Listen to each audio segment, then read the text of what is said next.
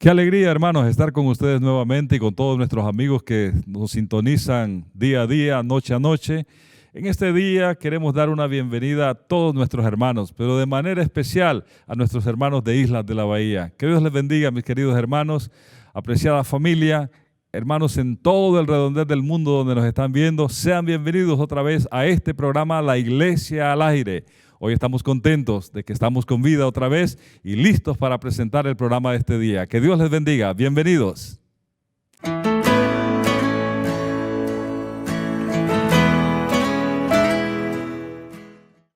Vamos a orar en esta oportunidad nuevamente porque siempre dejamos cada mensaje primero en las manos de Dios para que el Señor impresione nuestras mentes.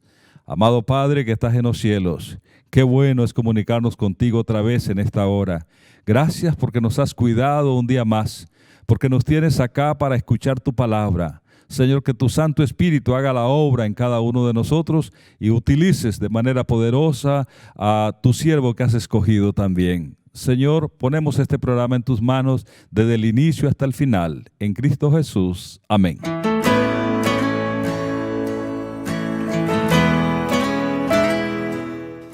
Estaremos alabando a nuestro Dios con dos himnos nuevamente. El primero, el himno 236, titulado A Jesús entrega todo. Y después participaremos con el himno 105, Cristo ha resucitado. Disfrutemos.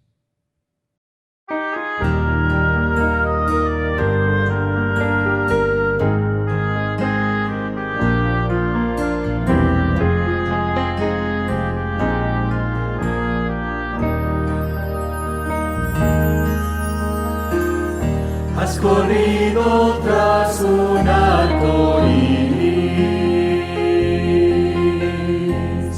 y ahora muy cansado estás. Toma todos esos sueños rotos y a los pies de Cristo ponlos ya.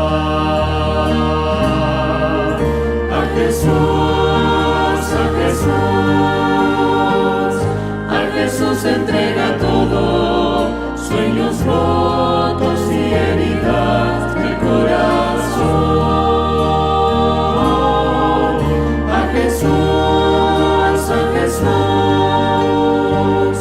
A Jesús entrega todo y la tristeza en gozo cambiará. Él no prometió sol todos los días. Sé que a veces viene la tormenta, pero nos ofrece un corazón nuevo que cante aún en medio del dolor.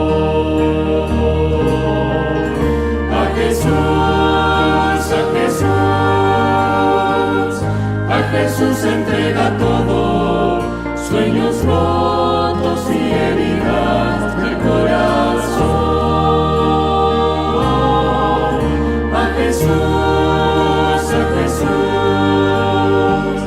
A Jesús entrega todo y la tristeza en gozo cambiará.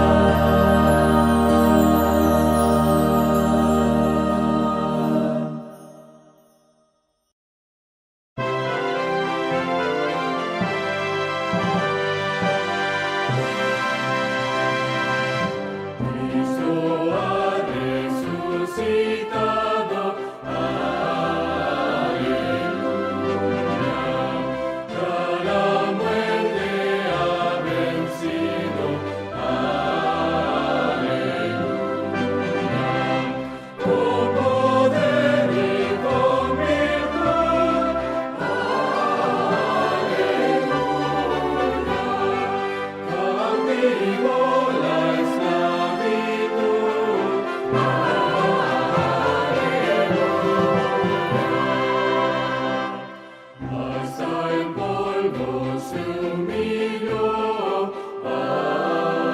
Aleluya.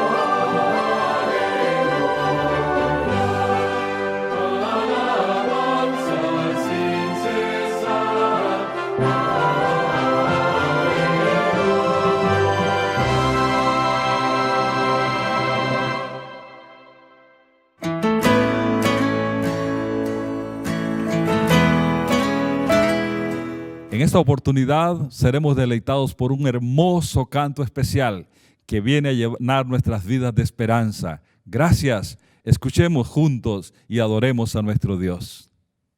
Una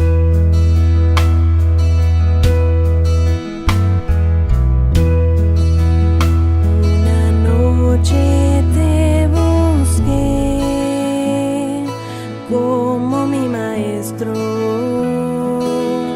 y entendí que en ti tendré un nuevo comienzo. Cuando tuve sed te hallé, agua en el desierto, y pusiste tu vida en mí. Y escuchaste mi voz cuando te llamé con temor en tempestad. Cuando ciego me viste, viniste a mí y tu luz pude contemplar. Caminaste a mi lado y no descubrí que eras Dios, que aún así tú pusiste tu vida en mí.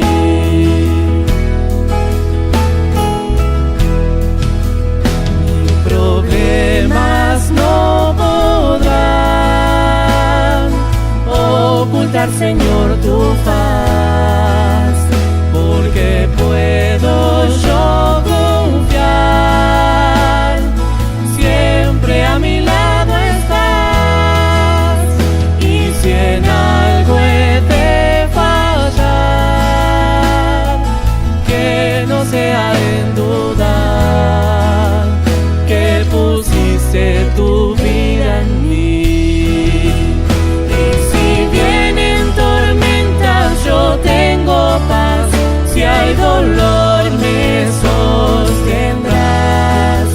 Si mi alma se nubla, tu luz vendrá y no habrá más oscuridad. Tu presencia hará descontener aquí, porque hoy yo comprendí que pusiste tu vida en mí. Felicidad, Señor, me da. Y mi anhelo es por siempre alabarte. Tú renuevas fuerzas para volar. En tus brazos encuentro refugio. Con mi vida quiero demostrar que en todo tiempo tu amor está. Y si vienen tormentas, yo tengo paz. Si hay dolor, me sostendrás. Si mi alma se nubla, tu luz vendrá y no habrá más oscuridad. Tu presencia hará descontener aquí, porque hoy yo comprendí que pusiste tu vida en mí, que pusiste tu vida en mí, que pusiste tu vida en mí.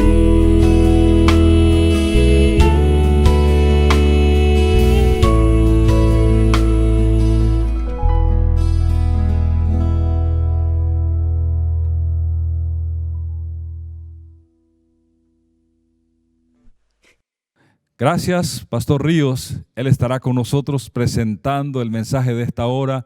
Dios le use poderosamente y estamos seguros que será una bendición para cada uno de nosotros. El mensaje de la iglesia Esmirna, un mensaje lleno de esperanza también, lleno de bendición para nosotros en esta hora.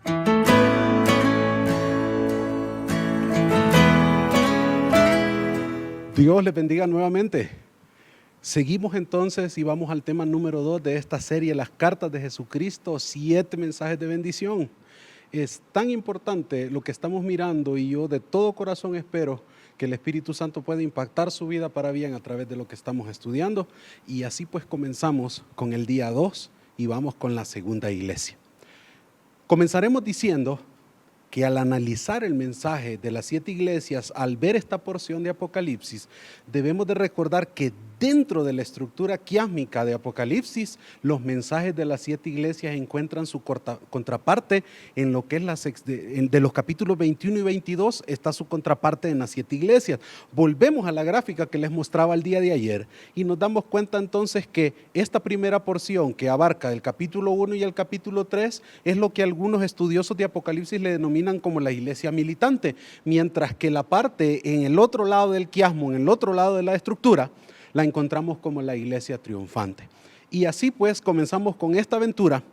Quisiera comenzar diciendo que en la primera sección del libro de Apocalipsis que hoy estamos estudiando, usted verá a la iglesia de Dios diseminada en 7 ciudades simbólicas, severamente tentada y perseguida.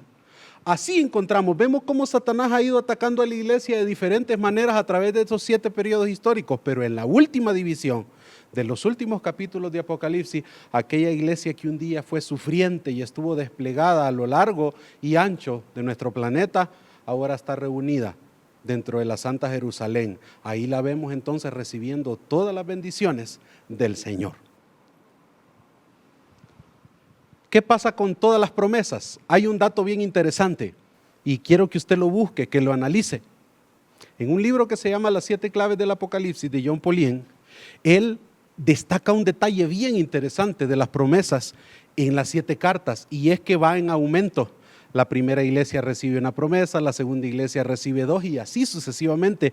Pero todo ese cúmulo de promesas, cuando usted junta todo ese grupo de promesas que Jesucristo le hace a sus iglesias, tanto a las reales que recibieron estas cartas, como a los 7 periodos proféticos, los creyentes que vivieron a lo largo de ahí, nos damos cuenta entonces que en la última iglesia, en la promesa de la última iglesia, encuentran su cumplimiento total y completo, allí en los capítulos finales de Apocalipsis, pero eso es algo que lo miraremos más hacia adelante.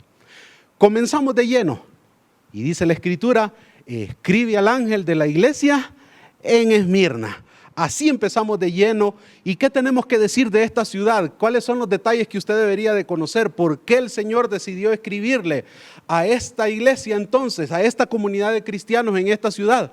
Bueno, pues a la ciudad como tal se le llamaba el adorno de Asia, la corona de Asia y la flor de Asia. Es decir, diferentes escritores y historiadores le llamaban así en este lenguaje poético, pues por su ubicación, por lo que la ciudad era, se le daban estos adjetivos calificativos. Era una ciudad muy bonita. A nivel de infraestructura, como usted lo puede mirar ahí, vemos entonces a nivel arqueológico que tenía un estadio, una biblioteca pública que era imponente, tenían un odeón que era el hogar de la música, un teatro que era uno de los más grandes del Asia Menor, según los registros, según los despojos, según las ruinas que todavía quedan hasta el día de hoy. Pero esta ciudad no solamente estaba llena de este tipo de obras que la hacían una ciudad especial, grande, importante, sino que en esta ciudad tenía una característica que quizás es una de las más importantes. Es decir, en esta ciudad usted podía encontrar arquitectura magnífica. Así era esta ciudad, pero también había una legión de templos a la diosa Cibeles, a Zeus, a Apolo, Némesis, a Afrodita, el dios Esculapio. Todo este grupo de dioses tenían una enorme cantidad de templos y su asentamiento en ese lugar. La diapositiva que usted mira enfrente es una estatua que se acaba de recuperar hace un par de años de la diosa Cibeles, que era una de las diosas principales que había en este lugar. Entonces esta ciudad no solamente tenía edificios maravillosos, no solamente tenía templos para todos los diferentes tipos de adoradores en ese tiempo. Allí en la siguiente diapositiva le muestro que la diosa principal de esta ciudad durante mucho tiempo fue la diosa Cibeles, que aparecía en estatuas, en templos y también en la moneda que esa ciudad tenía. Son algunos datos para que nos demos cuenta del entorno en que los cristianos que escucharon por primera vez estas cartas de Jesús se tuvieron que desenvolver. La ciudad a nivel histórico también tenía un historial de construcción, de destrucción, de reconstrucción, porque diferentes imperios la tomaron y la destruyeron. Era una ciudad que prácticamente había resucitado, había vuelto a la vida varias veces desde sus escombros. Era una de las características que esta ciudad tenía, y recuerde este elemento porque cuando Cristo se presenta de manera interesante. Todo ese sector, toda esa región que nosotros miramos de Asia Menor, toda esa región donde estaban estas 7 iglesias, todavía existen vestigios de las diferentes ciudades, de algunas iglesias, no de todas, donde estaban las comunidades. Sin embargo, sí tenemos información que nos ayuda mucho. ¿Cómo se presenta Jesucristo entonces a esta iglesia? ¿Cómo comienza la carta? Mire lo que dice: el primero y el postrero, el que estuvo muerto y vivió, dice esto. Repito, el primero y el postrero, el que estuvo muerto y vivió, dice eso.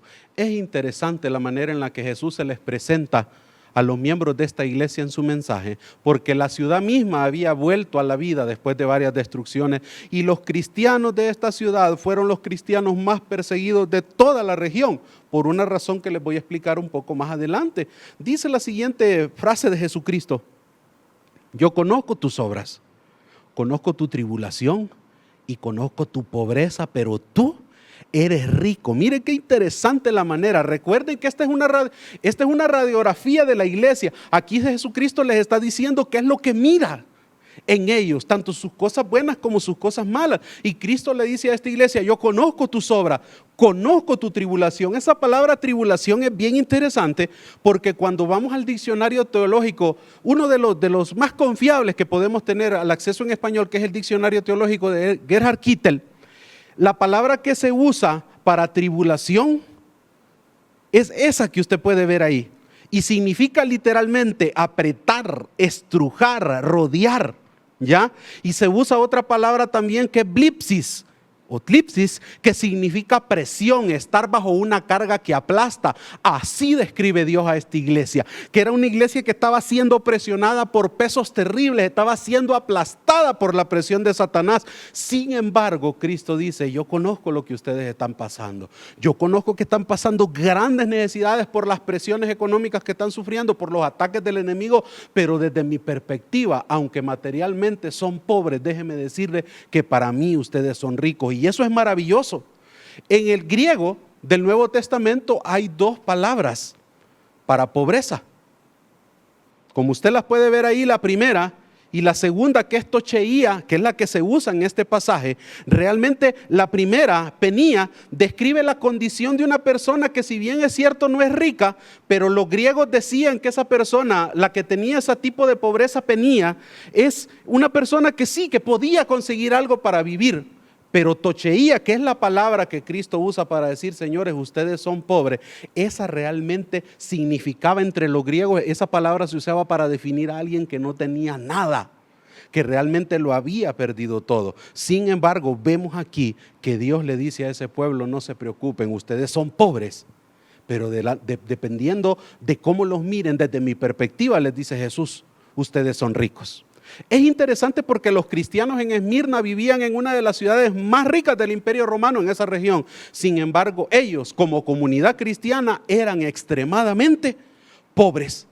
Si seguimos con lo que Cristo le dice a esta ciudad, a la Odisea dice: yo soy rico. Si usted recuerda, la última iglesia, ella cuando habla de sí misma dice: yo soy rico, y era pobre.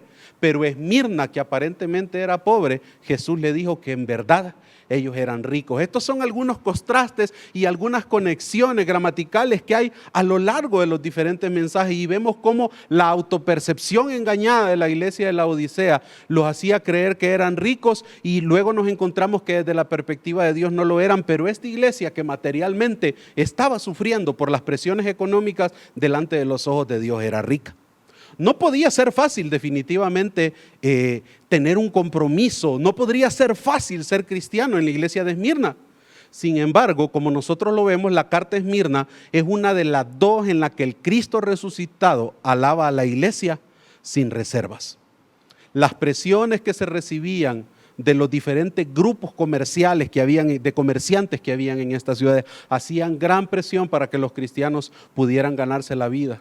Mi amado hermano, usted que es negociante, usted que tiene un pequeño negocio, usted que tiene una tienda, usted que tiene una empresa, no crea que usted es el único, no crea que solamente hoy son tiempos difíciles para ser adventista y tener un negocio, no crea que este problema de la delincuencia, las extorsiones y las diferentes cosas que hoy enfrentamos, las presiones de diferentes lugares, son cosas que todos los creyentes han tenido que enfrentar. Sin embargo, por la gracia de Dios, usted puede seguir siendo fiel, usted puede seguir guardando el sábado, usted puede seguir dando un salario justo y trato a sus trabajadores de tal manera que ellos se sientan que son honrados a través del trato que usted les da a cada uno de ellos.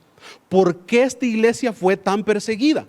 Aparte de todos los elementos de los diferentes templos y dioses que habían, el problema es que políticamente esta ciudad era el centro de lo que se conocía como el culto al emperador.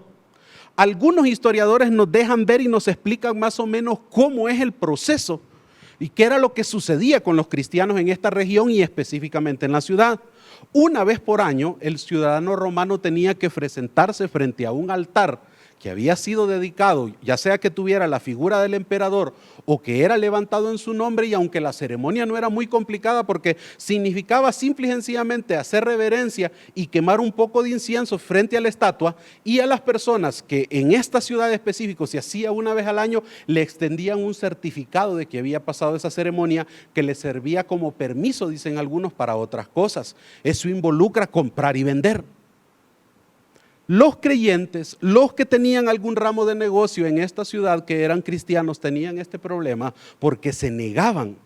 No era solo el hecho que no podían después negociar, sino que muchas veces era bajo castigo de cárcel, bajo castigo de pena de muerte, el que no se realizaba este tipo de ceremonias.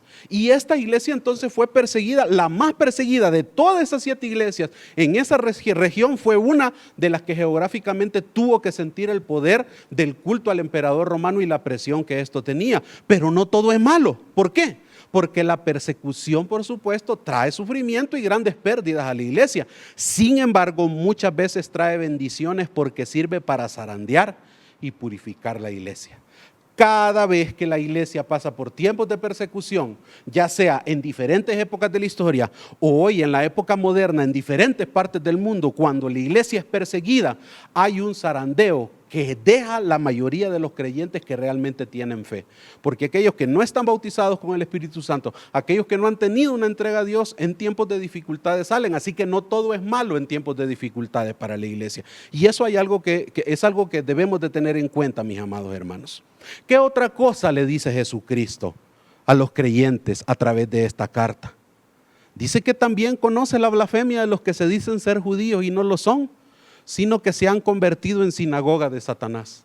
Otro de los problemas con los cuales esta iglesia tenía que luchar era como una comunidad influyente de judíos que les hacía la guerra a ellos como cristianos. Aunque en un principio los romanos confundían los dos movimientos religiosos, luego se fueron marcando diferencias al punto que la historia nos deja ver que donde había comunidades importantes de judíos que económicamente eran fuertes, parte de su trabajo, parte de su proselitismo era atacar a las pequeñas comunidades cristianas que había. Sin embargo, Dios conocía lo que estaban pasando. Y mire qué interesante lo que Cristo le dice a esa iglesia que sufre, que es pobre, que tiene enemigos por todos lados, que es perseguida. No temas en nada lo que vas a padecer. He aquí el diablo echará a algunos de ustedes en la cárcel para que sean probados y tendréis tribulación por 10 días. Y el Señor les dice, sé fiel hasta la muerte y yo te daré la corona de la vida. Es interesante lo que Cristo hace a través de este mensaje. El Señor les dice, yo no les voy a evitar sufrimientos. El Señor no les dice, tranquilícense, yo los voy a hacer que toda esa gente que los está persiguiendo muera. No, Dios no les prometió eso. Les dijo, sean fieles hasta la muerte. Es decir, el Señor les dice, van a tener que pasar por el horno, pero ahí voy a estar yo con ustedes. Y fíjense que es curioso, como usted lo mira ahí, porque aunque nos parezca contradictorio, eran considerados ateos los creyentes de esa ciudad. ¿Por qué? Porque no adoraban a los dioses paganos y no participaban del culto al emperador. El primer uso que se le daba a la palabra ateo por parte de los romanos y los griegos era aquellos de otras naciones que no creían en los dioses del panteón griego, del panteón romano. Y curiosamente a los adoradores del Dios verdadero se les llamaba ateos en esa sociedad que no reconocía a Jehová, que no reconocía a Jesús. Históricamente tenemos registros donde nos encontramos que los cristianos de Esmirna sufrieron más por causa de persecuciones que los cristianos de cualquier otra región. Muchos murieron encarcelados, fueron castigados, sirvieron como diversión en los diferentes arenas o coliseos que existían, y muchos perdieron su vida. Pero como vimos, Cristo les dio una promesa. Hay una historia bonita de esta iglesia, de esta región. Muchos años después de que esta carta le llegara a ellos, hubo un anciano de esa iglesia que se llamaba Policarpo, que en tiempos de persecución férrea también fue castigado, fue sacado. Algunos historiadores agregan diferentes elementos a la historia, pero alguno dice, por ejemplo, que cuando llegaron a su casa, la costumbre de aquel tiempo era llegar donde el dirigente religioso, donde el anciano, el presbítero, y pedirle dos cosas. En primer lugar, las copias de las escrituras que tenían y las copias de las cartas de los apóstoles que comenzaban a circular entre las iglesias, y un listado de los nombres y las direcciones de sus miembros, de los que eran cristianos, porque a estas alturas la iglesia todavía no se podría congregar públicamente, lo hacían de manera furtiva y en las casas.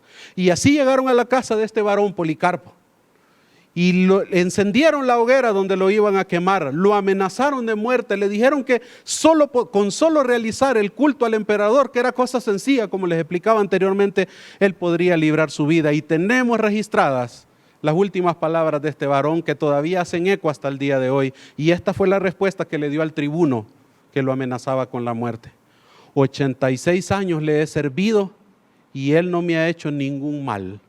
¿Cómo voy a blasfemar de mi rey que me salvó? Y después de decir estas palabras, él se puso a la disposición de las autoridades y murió siendo un mártir, creyendo en Dios, sin renegar de la suerte que se le había dado. Dios le había dicho: no teman a lo que van a padecer. Sin embargo, aunque él no les evitó el sufrimiento y la muerte, como lo hemos dicho, sí había una promesa para ellos. ¿Qué termina diciendo Jesús? ¿Qué termina diciendo aquel que también le dijo a esta iglesia: mire, ustedes van a sufrir, pero yo también estuve muerto y he vuelto a vivir y tengo el poder sobre la muerte y tengo una promesa para ustedes? El Señor les dice: el que tiene oídos, oiga lo que el Espíritu dice a las iglesias. El que venciere no sufrirá daño de la segunda muerte. A esa iglesia que estaba pagando con su propia sangre, que demostraba con su vida que creía en Jesús, Dios no les evitó las dificultades de esta vida, pero sí les prometió guardarlos de la segunda muerte. Este es el Dios en el que ellos creyeron. Este es el Dios en el que nosotros debemos de creer. Hermanos, a veces nosotros pretendemos tener un Dios que nos evite todos los problemas y las dificultades. A veces nosotros queremos tener un cristianismo tranquilo y se nos olvida la suerte de nuestro maestro. Si el fundador mismo de nuestra religión, el fundador mismo de nuestra iglesia, lo vemos a él un día diciéndole: Señor, si es posible que pase de mí esta copa. Pero Dios le dio un no, por amor a usted y por a mí tuvo que enfrentar esa cruz. ¿Cuál fue el final de los discípulos? Aunque no tenemos registro en la Biblia de la mayoría de ellos, sí sabemos que murieron por el evangelio, murieron por este mensaje, nunca tuvieron una vida cómoda, pero a nosotros ha llegado, como lo vamos a ver en el tema final, ha llegado a nosotros ese evangelio de la prosperidad donde la gente vive engañada creyendo que el cristianismo es una vida sin guerra, que el cristianismo es una vida sin dificultades, cuando el Señor mismo dijo: señores, en el mundo van a tener aflicción. Él mismo dijo: yo no he venido a traer paz, he venido a traer espada, pero confiad, dijo él, yo he vencido al mundo. Repito, Dios no les evitó las dificultades de esta vida, pero sí les prometió guardarlos de la segunda muerte. Justo González, en su libro Historia del Cristianismo, que se encuentra en 2 versiones, en 2 tomos, y también hay un solo compendio, es bien interesante que él dice y destaca que esta iglesia proféticamente representa el segundo periodo de la historia de la iglesia, que son los siglos I y los siglos II. Y él, cuando analiza esta etapa del cristianismo, él le llama la época de los confesores y los traditores. Déjeme explicarle porque esto es bien interesante. Este periodo representa quizás uno de los periodos más fuertes de persecución de la iglesia, este y el siguiente. Y como yo les comentaba, los perseguidores llegaban donde los dirigentes religiosos, donde el anciano, donde el pastor, que en aquel tiempo se le llamaba obispos o presbíteros en algunos lugares. Entonces llegaban y les pedían 2 cosas: las copias que tenían de las escrituras y los nombres y las direcciones de los creyentes, para no matarlos a ellos. Muchos dirigentes religiosos, muchos pastores, muchos presbíteros y obispos, tristemente, mis amados hermanos, entregaban los listados de sus miembros de sus congregaciones y entregaban las copias de las escrituras que tenían. Ellos no eran muertos, pero muchos de sus miembros que no lograban escapar de lo que eran sus iglesias, sí murieron, sí fueron torturados, fueron quemados, murieron en la cárcel, fueron desterrados, les quitaron sus posesiones. ¿Qué fue lo que sucedió? Estos dirigentes sobrevivieron. La persecución se terminó y comienza el primer problema que hubo en la iglesia. Dicen los libros de historia que la primera lucha es qué vamos a hacer con los obispos, con los presbíteros que traicionaron a sus congregaciones, porque cuando la persecución se terminó, las iglesias se comenzaron a reunir nuevamente. Entonces hubo problemas porque varias iglesias no querían dejar entrar a estas personas que supuestamente se habían arrepentido, pero que en tiempo de prueba habían traicionado a la iglesia y muchos habían muerto en ellos. Es un detalle bien interesante de esta época de la historia. Fue una época de persecución externa y de traición interna. Los peligros realmente de la iglesia estaban al interior por aquellos cristianos que cuando se vieron amenazados de muerte, decidieron entregar y que murieran otros en lugar de ellos. El tiempo de esta iglesia, el tiempo de los siglos segundo y tercero, fue un tiempo en que ser cristiano no implicaba ni éxito ni fama. Sin embargo, estos creyentes fueron pobres, fueron arrebatadas sus posesiones, fueron sacados de sus tierras, muchos murieron y perdieron su libertad. El Señor les dijo, yo conozco lo que están pasando, yo sé que aparentemente son pobres, pero son ricos. No les voy a evitar las dificultades que tienen, pero yo que también morí y resucité, tengo una promesa para ustedes. ¿Cuáles fueron las persecuciones que tuvieron que sufrir tristemente en los siglos 2 y 3 la iglesia? Pues la historia nos dice que la persecución de Diocleciano, que tuvo lugar entre los años 303 y 313, algunos presentan alguna pequeña variación, se convertiría en la mayor y más sangrienta persecución oficial del imperio contra los cristianos. La orden era disolver las comunidades cristianas en las aldeas, las ciudades y los pueblos, demoler los lugares donde se reunían, quemar su literatura. Todo esto sucedió y curiosamente el punto más álgido de esta persecución fueron 10 años, que curiosamente a esta carta se le dice vas a padecer por 10 días. Sin embargo, Dios los cuidó y Dios los sacó adelante de sus dificultades. ¿Cuál es entonces el mensaje para hoy? ¿Qué podemos aprender? ¿Qué podemos rescatar aparte de las cosas que hemos hablado? Pues bien, mis amados hermanos y hermanas que escuchan este tema hoy, en esta vida puede ser que la lealtad del cristiano le traiga una corona de espinas, pero en la vida por venir le reportará la corona de la gloria. No es fácil ser cristiano, no es fácil ser adventista del séptimo día. Entrar a la iglesia adventista del séptimo día involucra un cambio de vida total, reordenar nuestra vida de domingo a viernes de tal manera que podamos separar el sábado, no para otras cosas a las que estamos acostumbrados. Involucra cambiar nuestra manera de pensar, nuestra manera de negociar, involucra que lo que comemos debemos de tener cuidado, que nuestra manera de vestir sea distinta, no porque la religión sea de afuera hacia adentro, sino que cuando hay un cambio interno, eso tiene que reflejarse afuera, porque Dios intenta hacer un cambio completo en nosotros, en lo que no se ve y en lo que se ve externamente de cada uno de nosotros. Sí es cierto, no es fácil ser adventista.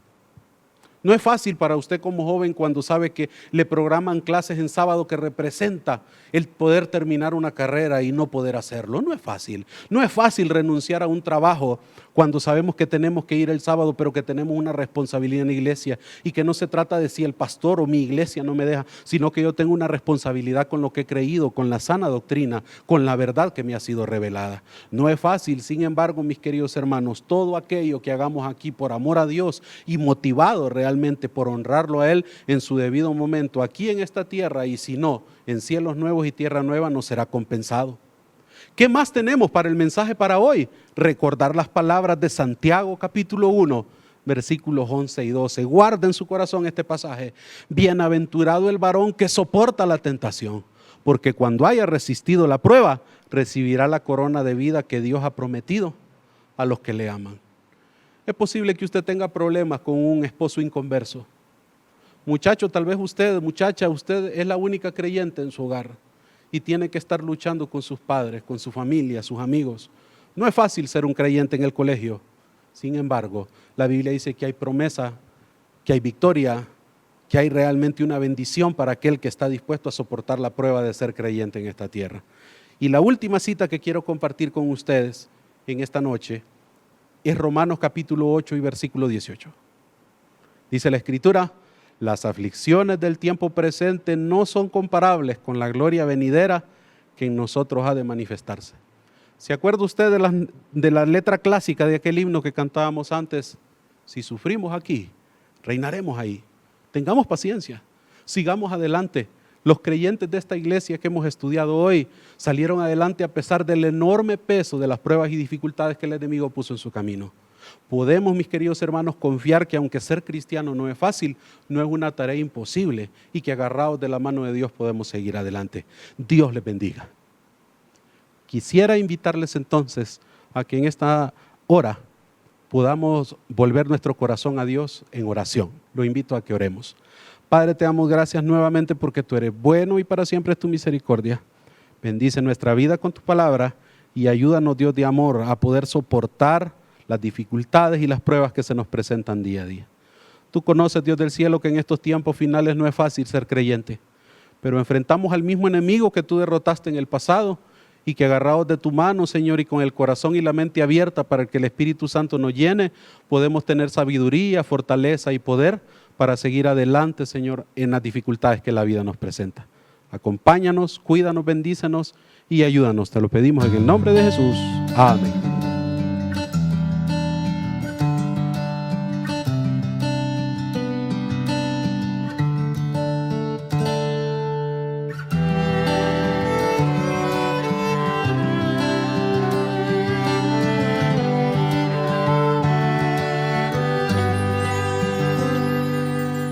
Hoy es el día de tu salvación. Es hoy,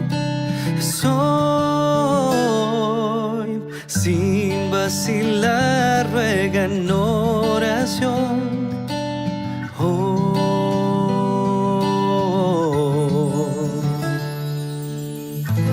Cristo te oye, está cerca, aunque errante estés. Hoy es el día de tu salvación. Deja que te limpie.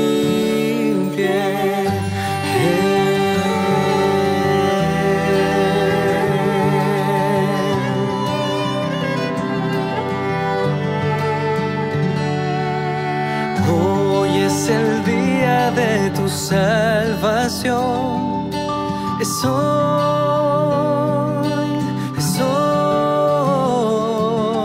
sin vacilar, ruega en oración.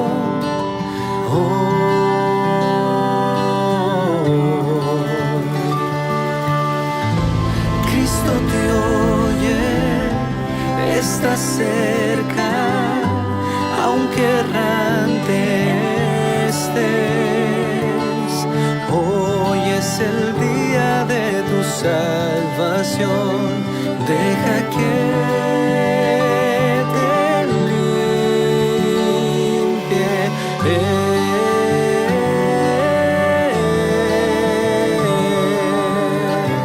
Deja que te